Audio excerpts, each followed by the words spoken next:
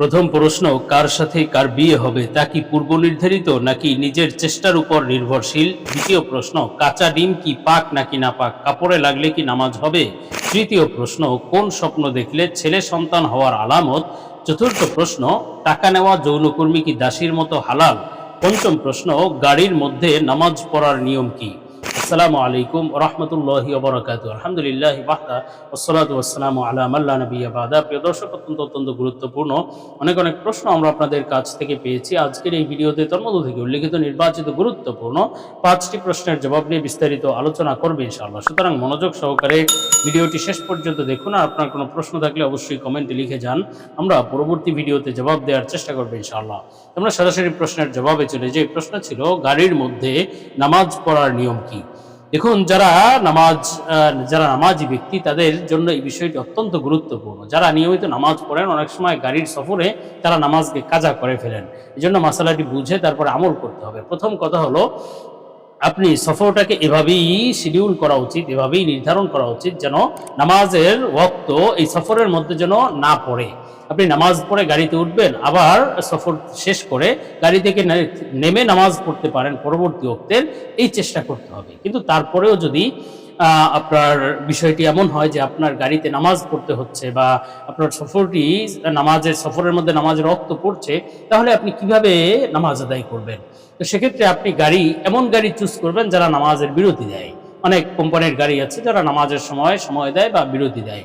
এই গাড়িতে আপনি উঠতে পারেন, সেক্ষেত্রে আপনি নেমে নামাজ পড়তে পারেন। অথবা যে কোনো গাড়িতে উঠে আপনি যদি ড্রাইভারকে বলেন, তাহলে ইনশাআল্লাহ নামাজের সুযোগ দিবে।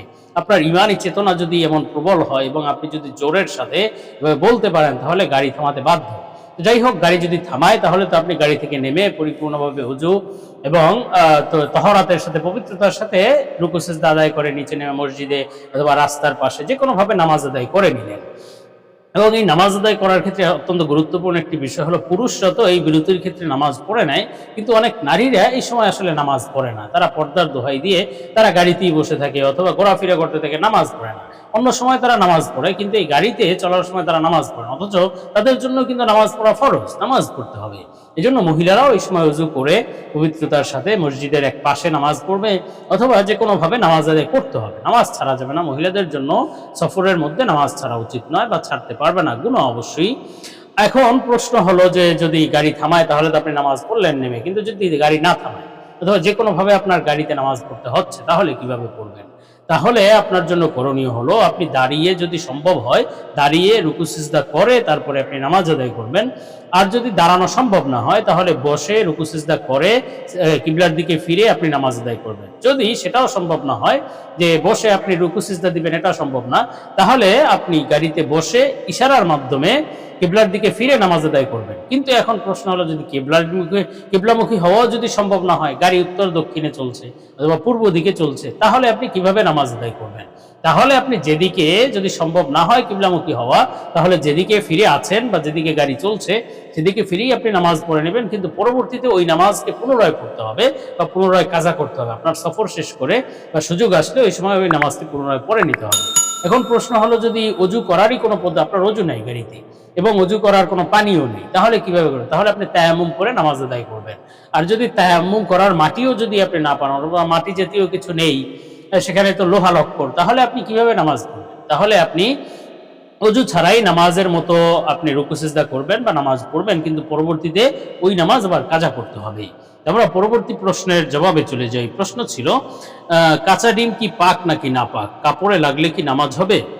দেখুন, কাঁচা ডিম নাপাক হওয়ার কোনো কারণ নেই। কাঁচা ডিম পবিত্র, পাক জিনিস, সুতরাং এটা কাপড়ে লাগলে আপনার নামাজ হয়ে যাবে। যদিও এটা ময়লা অথবা নোংরা মনে করা হয়, সুতরাং এটা পরে আপনি নামাজ পড়বেন না। যদি কাপড়ে লাগলে চেঞ্জ করে অথবা এটা ধুয়ে নামাজ পড়া উচিত।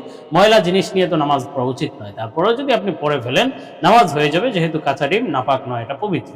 তো আমরা পরবর্তী প্রশ্নের জবাবে চলে যে প্রশ্ন ছিল, কোন স্বপ্ন দেখলে ছেলে সন্তান লাভ হওয়ার আলামত? দেখুন, ছেলে সন্তান জন্মগ্রহণ করার আলামত এবং কিছু স্বপ্ন অবশ্যই রয়েছে। আল্লাহ তাআলা স্বপ্নের মাধ্যমে বান্দাকে যে বিভিন্ন সময় বিভিন্ন বার্তা, সুসংবাদের বার্তা অথবা সতর্ক বার্তা দিয়ে থাকেন, আল্লাহ তাআলা বান্দাকে ভালোবেসে মহব্বত করে স্বপ্নে একটা হাদিয়া স্বরূপ দিয়ে থাকেন। তো এমন কিছু স্বপ্ন অবশ্যই রয়েছে যেগুলো দেখলে বুঝতে হবে যে আপনার ছেলে সন্তান হবে ইনশাআল্লাহ। আর এ সম্পর্কে, এই স্বপ্নগুলো সম্পর্কে আমরা আলোচনা করব নির্ভরযোগ্য স্বপ্নের ব্যাখ্যার কিতাব আল্লামা ইমাম মুহাম্মদ ইবনে সিরিন রহমাতুল্লাহ আলাইহির তাবির রুইয়া কিতাব থেকে। হযরত ইবনে সিরিন রহমাতুল্লাহ আলাইহি বলেছেন, স্বপ্নে যদি কোনো ব্যক্তি গরুর বাছুর দেখে, গরুর বাচ্চা স্বপ্নে দেখে, তাহলে এই স্বপ্নের একটি ব্যাখ্যা হলো যে আল্লাহ তাআলা শীঘ্রই তাকে ছেলে সন্তান দান করবেন ইনশাআল্লাহ। এটি সন্তান লাভের আলামত, এবং সেই সন্তান ওই গরুর বাছুর যদি উত্তম, সুন্দর এবং ভালো দেখে, তাহলে সন্তান ইনশাআল্লাহ ভালো হবে। আর স্বপ্নে যদি কোনো নারী যদি মাথায় টুপি দিতে দেখে, তাহলে এই স্বপ্নের একটি ব্যাখ্যা হলো যে আল্লাহ তাআলা শীঘ্রই তাকে পুত্র সন্তান দান করবেন। এটিও ছেলে সন্তান জন্মের আলামত, এবং সেই সন্তান পরবর্তীতে ক্ষমতা লাভ করবে এবং সে নেতা হতে পারবে, নেতৃত্ব দিবে ইনশাআল্লাহ জনগণের। আর স্বপ্নে যদি কোনো ব্যক্তি ঠোঁট দেখে, এই ঠোঁট স্বপ্নে দেখারও একটি ব্যাখ্যা হলো এটি পুত্র সন্তান লাভের আলামত। তো সেক্ষেত্রে হযরত জাফর সাদেক রহমাতুল্লাহ আলাইহি বলেছেন, স্বপ্নে উপরের ঠোঁট দেখা হলো পুত্র সন্তান লাভের আলামত, আর নিচের ঠোঁট দেখা কন্যা সন্তান লাভের আলামত। তেমনিভাবে স্বপ্নে যদি কোনো ব্যক্তি ডিম দেখে, নিজের কাছে অনেকগুলো ডিম দেখলো, ডিমের স্তূপ আছে, অথবা সে অনেকগুলো ডিম কিনেছে, এই ধরনের স্বপ্ন দেখলে তাহলেও বুঝতে হবে অনেক পুত্র সন্তান লাভের আলামত, বা শীঘ্রই আল্লাহ তাআলা তাকে পুত্র সন্তান দান করবেন, অথবা তার অধিকাংশই ছেলে সন্তান হওয়ার সম্ভাবনা। আমরা পরবর্তী প্রশ্নের জবাবে চলে যাব। প্রশ্ন ছিল, টাকা নেওয়া যৌনকর্মী কি দাসীর মতো হালাল? আস্তাগফিরুল্লাহ। আসলে টাকা নেওয়া যৌনকর্মী আর দাসীর মধ্যে আকাশ পাতাল ব্যবধান। টাকা নেওয়া যৌনকর্মী তারা তো হলো ব্যভিচারিণী, তারা হলো জেনাকারিণী। পক্ষান্তরে দাসী, এরা হলো বৈধ সম্পর্ক। মনিবের সাথে তাদের সম্পর্ক সম্পূর্ণরূপে হালাল সম্পর্ক এবং বৈধ সম্পর্ক। আসলে ইসলাম পূর্ব যুগ থেকে এই দাস দাসীর প্রচলন ছিল, দাস দাসীর প্রথা ছিল। ইসলামও বিভিন্ন যৌক্তিক দৃষ্টিকোণ থেকে এবং প্রয়োজনীয় কারণেও এটাকে বৈধতা দিয়েছে। যদিও ইসলাম দাস দাসীকে মুক্ত করার জন্য, আজাদ করার জন্য বিভিন্ন পদ্ধতি দিয়েছে, তারপরেও প্রয়োজনের খাতিরে দাস দাসীর বৈধতা দিয়েছে। অনেকে বলে থাকে, ইসলামের উপর আপত্তি আরোপ করে যে ইসলাম এত শান্তির ধর্ম, তাহলে দাস দাসীর মতো এই প্রচলন তারা কিভাবে বৈধতা দিল? দেখুন, এটা আসলেই যৌক্তিক দৃষ্টিকোণ, এবং সেটা হলো যে যখন নাকি শত্রুপক্ষের সাথে যুদ্ধে যারা পরাজিত বাহিনী, তাদের কাছ থেকে যে সমস্ত পুরুষ নারী হস্তগত হয়, তাদেরকে কি করবে? তাদেরকে যদি মুক্তিপণ দিয়ে ছাড়িয়ে নেওয়া হয় তাহলে তো ভালো কথা, কিন্তু মুক্তিপণ দিয়ে না ছেড়ে এমনিই যদি তাদেরকে ছেড়ে দেয়, তাহলে তো ফিতনা ফাসাদ আরো বাড়বে, শত্রু সংখ্যা তো আরো বাড়লো। এজন্য তাদেরকে ছাড়া সম্ভব না, তাহলে রাখতে হবে।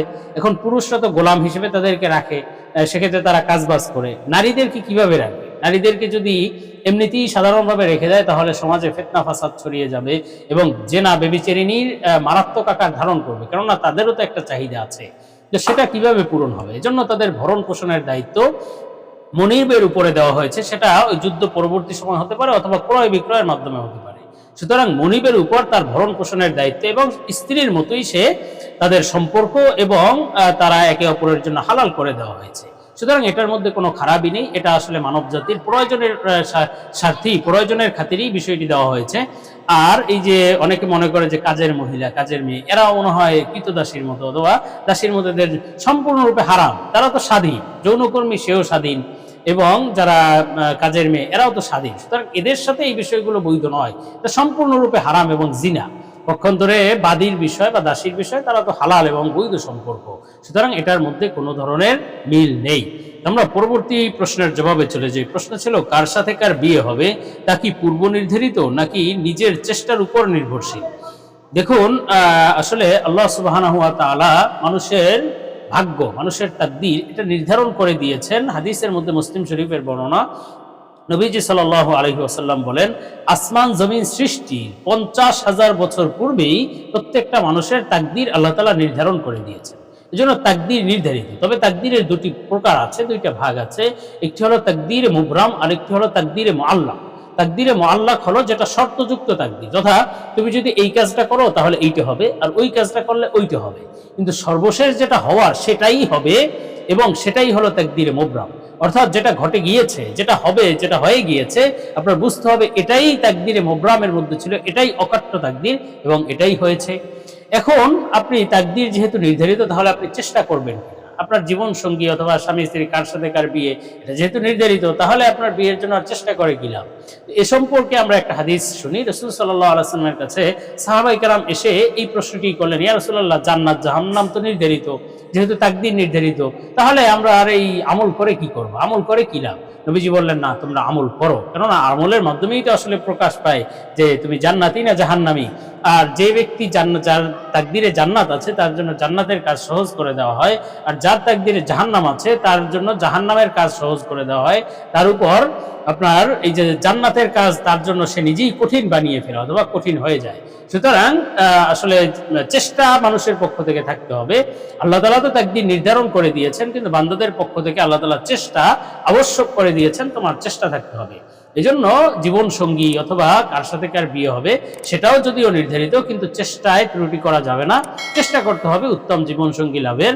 বাকিটা যেটা হওয়ার সেটাই হবে এবং সেটাই হলো পরবর্তী নির্ধারিত তাকদীর।